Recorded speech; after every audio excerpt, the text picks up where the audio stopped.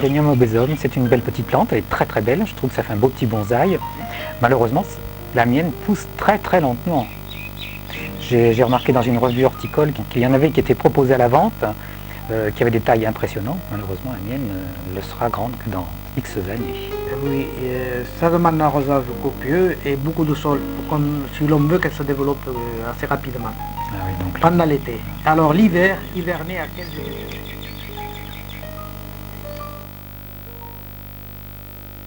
Adenium obésum, de la famille des Apocynaceae. Cette plante, originaire d'Afrique, des régions chaudes et arides, qui sont l'Arabie, le Kenya, la Tanzanie et l'Ouganda et autres régions voisines, demande dans nos cultures, pour un très bon développement, un substrat riche et copieux. La plante que vous venez de voir n'a que 4 rames. Si l'on veut obtenir une très grande floraison, on peut greffer cette plante sur un pied de laurier rose, lui aussi de la même famille, les Apocynaceae. Cette plante, une fois greffée sur laurier rose, se développe facilement et fleurit abondamment, mais nous n'aurons ni codex, ni racines napiformes. Jeune sujet de plantes greffées, la greffe se fait facilement, en biseau, ou appelée graisse en sifflet. Pour maintenir, on traverse les deux plantes avec un aiguillon de cacté. L'on peut serrer soit avec de la laine, soit avec une épingle à linge. On ressort très fatigué. Au bout de quelque temps, la soudure s'étant faite, la plante se développe rapidement. J'ai, à mes débuts, greffé ces plantes pour résoudre le problème de résistance au froid. Sur ses propres racines, elles supportent très mal les températures en dessous de 10 degrés. Si son développement est rapide, son affranchissement est aussi rapide.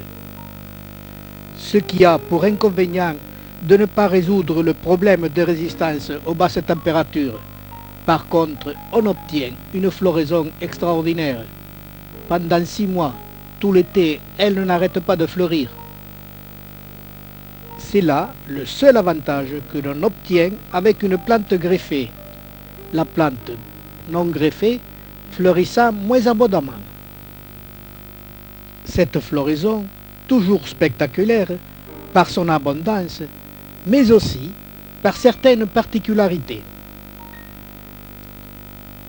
J'ai obtenu sur la même plante greffée une différente palette de floraison, des fleurs normales, légèrement rosées, aux bordures plus colorées, des fleurs aux bordures encore plus colorées, au cœur des pétales blanches, plus colorées encore. Toutes ces variantes l'ont été sur le même pied, portant des rameaux aux fleurs différentes que vous venez de voir. Ces variantes sur le même pied, je les ai séparées et obtenu d'autres floraisons aux fleurs mouchetées et fleurs blanches et roses sur le même rameau.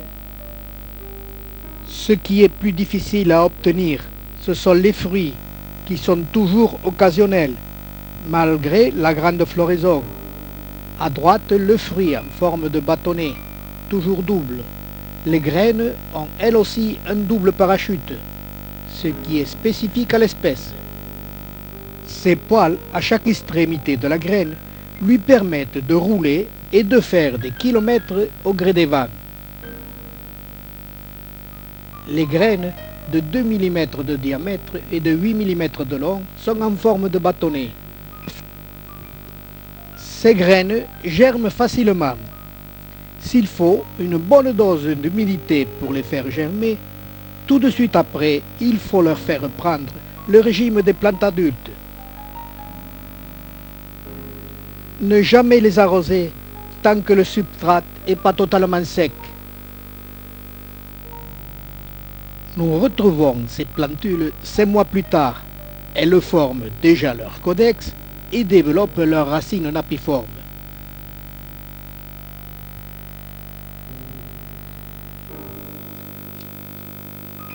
Nous avons vu le greffage, le semis. Il nous reste à voir le bouturage de cette plante et ses particularités.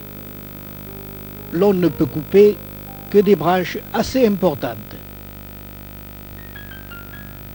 On remarque la sève laiteuse, véritable poison, mais surtout les cercles qui, comme dans la coupe d'un arbre, nous indiquent l'âge de la plante.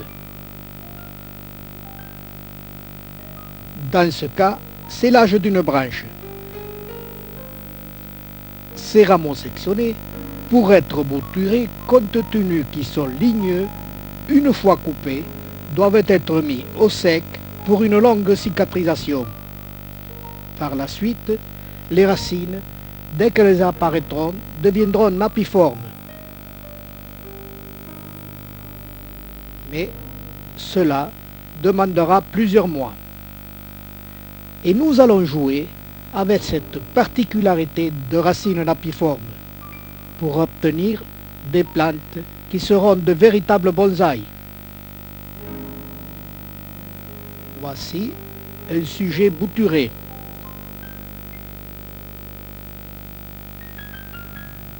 Le temps de bouturage a demandé quelques mois. Ces plantes, dès qu'elles sont bouturées, ont la particularité de reformer immédiatement un codex et des racines napiformes.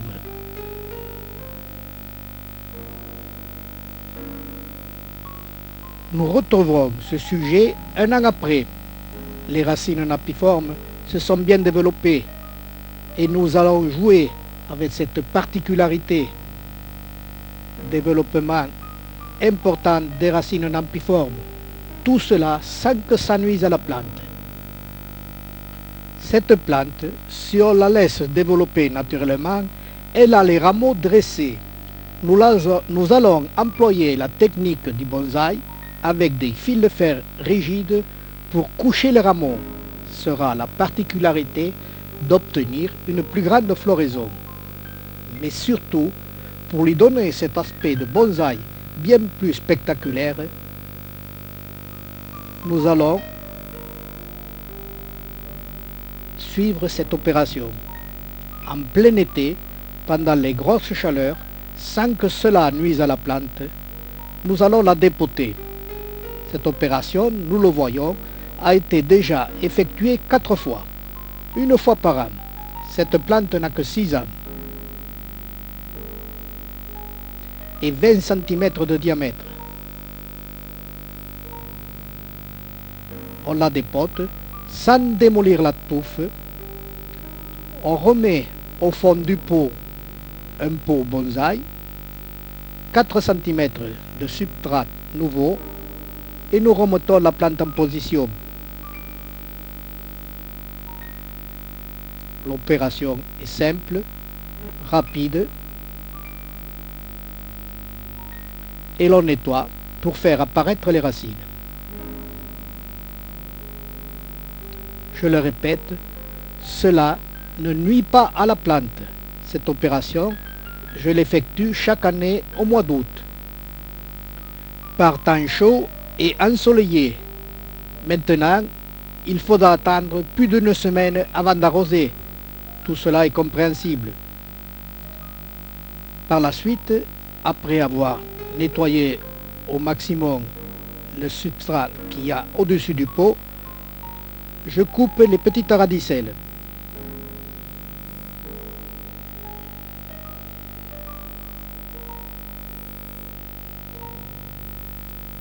En essayant le moins possible de blesser les grosses racines, ce qui n'est pas toujours évident.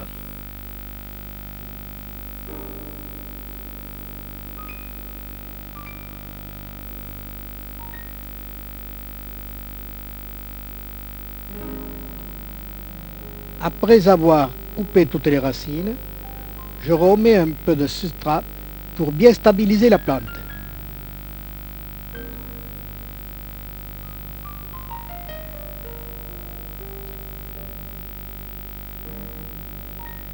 chaque année, je refais cette opération et je sors la plante d'environ 4 cm.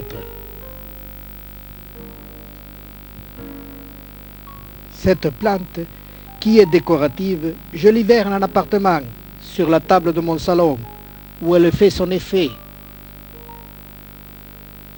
Nous venons de voir les particularités de cet adénium obésum. Son attrait principal, c'est sa floraison. Greffé, c'est une véritable merveille pendant tout l'été.